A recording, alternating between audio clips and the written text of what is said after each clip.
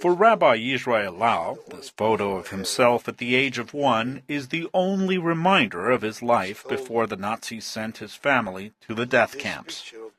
He has told the story many times, but he still chokes up when he remembers seeing his mother for the last time at the age of 7. My mother was with the same train with us. We came to Częstochowa, a labor camp, my brother and myself, all the men, and the women and the children went. We didn't know. After the war, I have discovered that she passed away of torture, diseases and starvation in the last days of the war in a concentration camp in Germany, Ravensbrück. Lau is now the chief rabbi of Tel Aviv.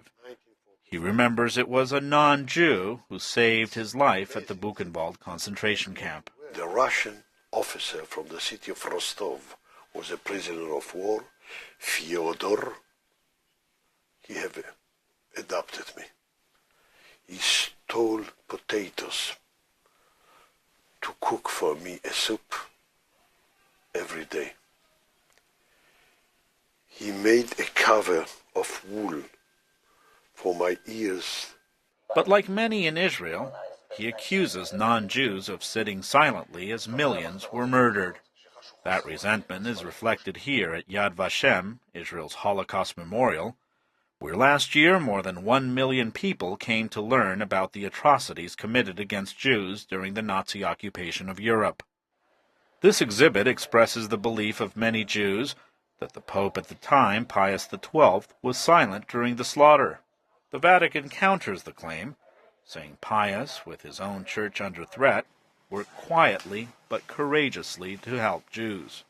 Testimonies by some Holocaust survivors say the Pope's actions, like ordering monasteries, convents, and Vatican properties to hide Jews, saved hundreds of thousands of lives. But many people here are unaware of evidence in favor of Pius the XII and of the changes in teaching that the Catholic Church has made since the Holocaust, known as Hebrew as the Shoah. Father David Neuhaus is a Jesuit priest of Jewish heritage and a scholar on Jewish-Catholic relations. I think that possibly the most important step forward has been the ability of the Catholic Church to look at itself critically, to engage in a process of re-evaluation. The Church has pronounced anti-Semitism a sin, stopped the old teaching that Jews killed Christ, and taken other conciliatory measures. The visit to Jerusalem in 2000 by Pope John Paul II went a long way to repairing bad feelings. The Pope condemned Christian persecution of the Jews wherever and whenever it has taken place. Many, however, believe the actions, while helpful, are not enough to quell their anger and grief. For many Jews, the fact that the Holy Father, that the bishops did not leave their churches and join the Jews there where they were, in the camps, being slaughtered, being burnt, only that would have been enough.